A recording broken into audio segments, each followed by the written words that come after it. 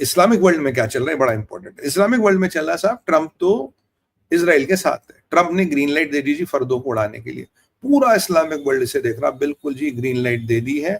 और कौम जी हमारी सेकंड होलियस्ट सिटी है। मरशाद में जो हजरत रेजा की श्राइन है उसके पीछे जलती हुई बिल्डिंग और आगे सारा प्रोपेगेंडा चल रहा है। आपको मैंने कल बताया था इनका ब्रॉडकास्टिंग स्टेशन उड़ा दिया, और भी चीजों को ये इसराइल ने काम उड़ाएंगे। और यहाँ पे ये वही करेंगे कि पहले जी आपने मरसाद उड़ाया, अब आपने कुआम उड़ाया, आप तो हमारे रिलीजियस सेंटिमेंट्स पे, रिलीजन के एपिसेंटर पे हमला कर रहे हो। तो पर अगर आप इस्लामिक वर्ल्ड में देखें तो यहाँ दो दो खेमे बटे बड़े, एक शियाओं का एक सुन्नियों का। सुन्नी करे तुम्हारी समस्या, हमारी नहीं है। पर दुनिया भर में जितने शिया है वो उत्तेजित हो रहे जी, हमारा क्या हो रहा। और ईरान क्या करेगा? ईरान मिलिट्री के ऑप्शंस पे आऊंगा, बट ईरान क्या करेगा? अपने डायस्पोरा को वेपनाइज करने की कोशिश करेगा।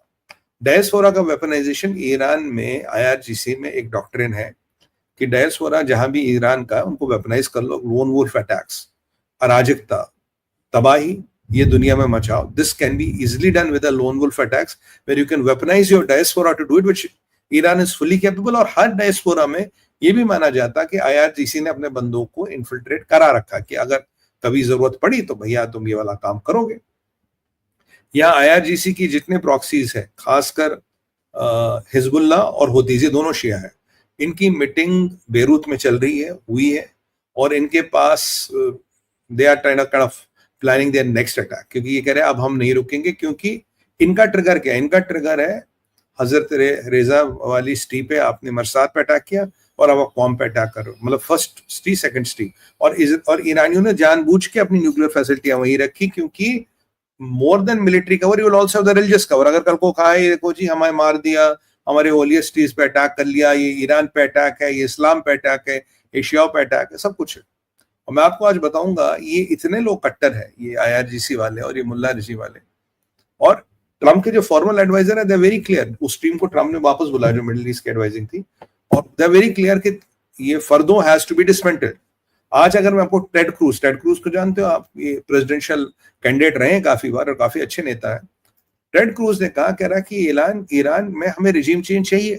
ही इज क्लियर, हमें रिजीम चेंज चाहिए। जो मैं आपको कह रहा था इन्हें रिजीम चेंज चाहिए, रिजीम चेंज करके रहेंगे। वो कह रहे हैं कि भाई ईरान का एक न्यूक्लियर साइंटिस्ट था टॉप, उसने बोला कि उसकी डेथ विश थी कि जब मैं मरूं तो मेरे कब्र में ये लिखना। अब आप बोलो उसकी कब्र पे क्या लिखा जाएगा? उसकी कब्र पे लिखा जाएगा मैंने इजराइल की वाट लगा दी।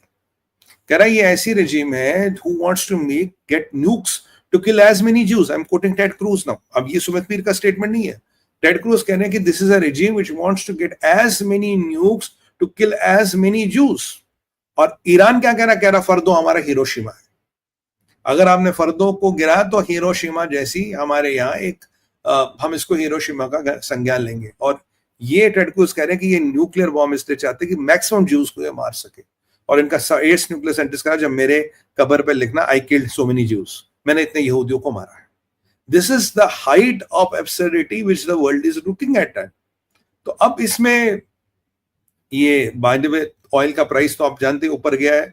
ओपेक कह रहा है जी अगर ये स्ट्रेट ऑफ हॉर्मोज ब्लॉक हुआ तो $120 से ज्यादा प्राइस जाएगा। मैं आपको बताऊं जब कोविड आया था, जब इंडिया ने रशिया का तेल लेना शुरू किया था, मई जून का महीना था, तब एमबीएस ने कहा था कि अगले महीने हम $120 में बैरल बेचेंगे। मैंने आपको परसों ही कहा था कि ओपेक वालों की बदमाशी, ईरान केवल 3% ऑयल देता है।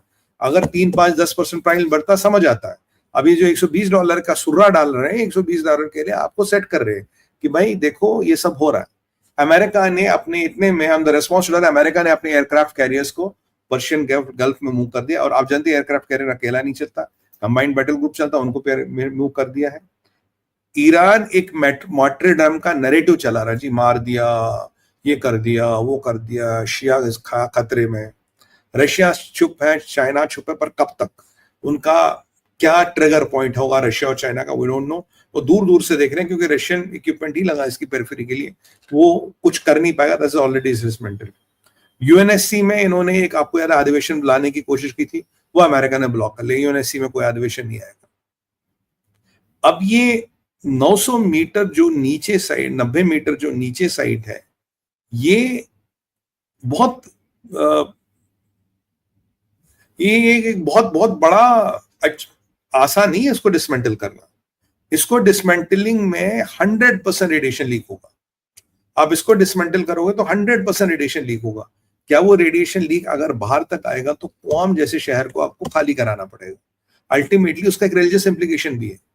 ये फर्दों को आपने डिसमेंटल कर दिया तो रेडिएशन लीक 100% बाहर आएगा, क्योंकि बड़ी साइट है और इसमें जो यूरेनियम है वो हाईली रेडियो एक्टिव है। जितना आप एनरिचमेंट करोगे उतनी उसकी रेडियो एक्टिविटी की मात्रा बनती है, बढ़ती है। तो अगर आपने फर्दों को डिसमेंटल किया तो इसका जो लीक है, रेडिएशन का लीक है, वो बाहर आएगा। रेडिएशन का लीक बाहर आएगा तो केवल 30 किलोमीटर दूर है क्वाम की श्राइन, जो मैं इनको कहता हूँ होली सिटी ऑफ क्वाम, उसकी श्राइन केवल 30 किलोमीटर दूर है। तो संभवतः आपको उसको इवैक्यूएट करना पड़ेगा। उसका इवैक्यूएशन एक बहुत बड़ा मसला मरसाद में हमला कर दिया जी, अब कौम में हमारी जो दरगाह है, हमारा जो व्हाटएवर रिलीजियस पिलग्रिमेज है, आप हमें उसको नहीं भेज रहे। देखिए इजराइल खेल रहा है high reward high risk game, high risk high reward game. पर सवाल ये है यहां इस प्रोसेस में, जैसे मैंने आपको कल बताया था, the whole civilization is being weaponized, the entire civilization is being weaponized, so civilization is the weapon. दोनों वही खेल रहे हैं। वो कह रहे जी आप हमारे ज्यूज को मारना चाहते हो, जो सच है। ईरान कह रहा जी देखो जी हजरत रेजा की श्राइन को इन्होंने, जबकि इजराइल ने टच नहीं किया, लेट मी क्लियर दैट, उसके पास जो मिलिट्री फैसिलिटी उसको किया। यहां भी फर्दो 30 किलोमीटर दूर है from the Holi shrine, but यहां भी वही चीज है। देखो जी, और देखो जी हमारी श्राइन्स को डिसमेंटल, और ये बनाई इसीलिए गई थी ताकि इनको सही टाइम पे क्या मैं आपको तो सही टाइम पे यूज किया जाए। अब देखिए ट्रंप का G7 से उठ के जाना, डिक्लेरेशन ना साइन करना, क्या ये ग्रीन लाइट है? मैं आपसे इस प्रश्न पूछता हूं, क्या ट्रंप का G7 से उठ के जाना और डिक्लेरेशन साइन ना करना, do you think it's a green light of Trump? Let me ask you this question. Let me put it open. We can run a quiz for 1 minute, 30 seconds. How many of you agree it's a green light? How many of you agree फर्दों का dismantle होना बहुत जरूरी है? You say, team will show the comments. You can put your comments. तो ये Trump का निकलना, ये आना, वो दूसरा चैनल पे सुना फर्दों गया, शायद भूकंप हुआ है, नहीं अभी फर्दों के जाने का कोई कंफर्मेशन नहीं। फर्दो is not so easy my friend, that's why मैं आपको समझा रहा हूँ। वो धागे खोल दिए, कपड़े फाड़ दिए, चित्रे उड़ा दिए, वो उनके बारे में मैं कहता नहीं, I am telling you all the logic why it is. तो देखिए it is very very important. तो ट्रंप का जाना मुझे लगता है इट्स अ ग्रीन लाइट। कोई तो प्लान है, ईरान बात नहीं कर रहा, ट्रंप उठ के क्यों गए? अभी नहीं हुआ भाई, अभी नहीं हुआ, इट्स नॉट सो इजी। और इजराइल करेगा तो इसमें मल्टीफेज अटैक लगेगा।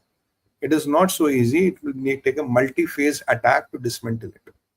Okay, let's go back to this. एक तो है ये, दूसरा है इसको सिर्फ चोक कर सकते हो और कंटामिनेट कर सकते हो, चोक कर सकते हो। और अब जो ईरान की पोजीशन में ईरान को मैं देख रहा था, वो तो कह रही है हमारा सबटॉशनल क्या सिविलाइजेशनल सबटॉच है।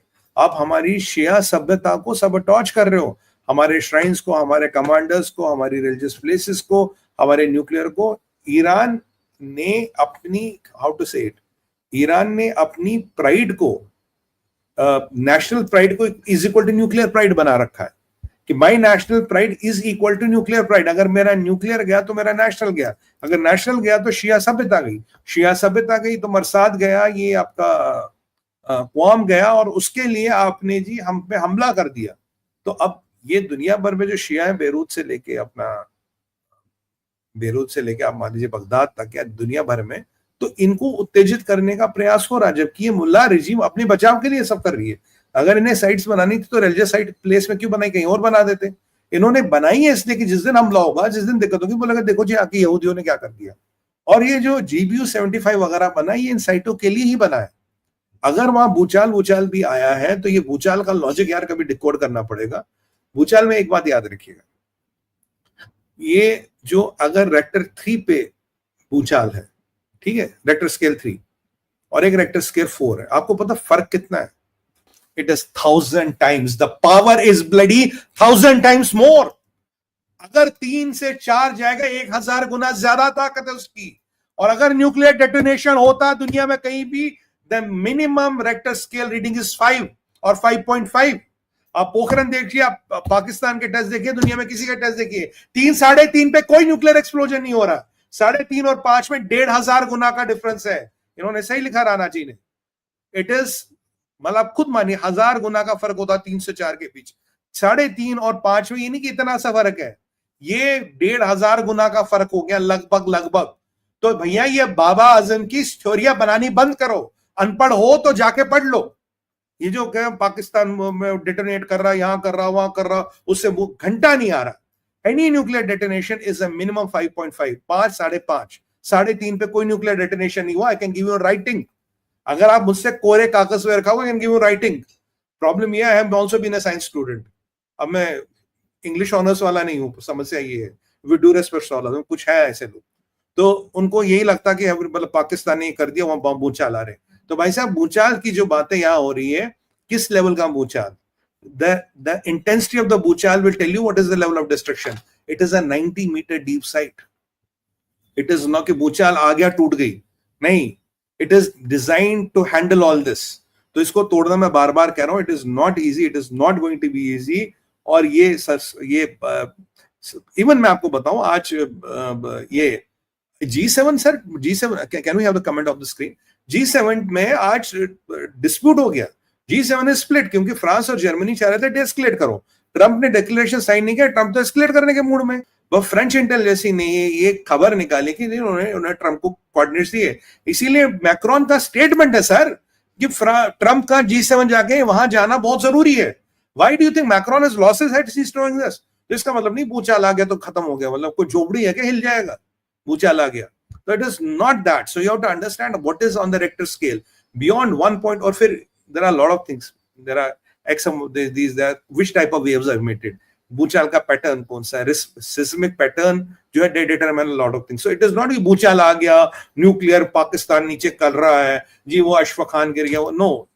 Even what kind of energy is emitted. एक न्यूक्लियर एक्सप्लोजन होता है कि x amount of energy और एक टाइप ऑफ वेव्स एमिट होते हैं, मैं उसमें नहीं जा रहा, it's a different topic in its own, I'm not going into that, but that tells you कि हाँ एक एक्सप्लोजन, फिर कहीं भी भूचाल आ गया न्यूक्लियर कर दिया, मतलब कहा चलो यूट्यूब पे आके पेल दो कुछ भी, यूट्यूब हाँ जी हो गया जी न्यूक्लियर हो गया, जी न्यूक्लियर हो गया, पाकिस्तान बम गिरा सी, तो ये है ना वही वाली बात हो गई। चलिए anyway, let's not get into that.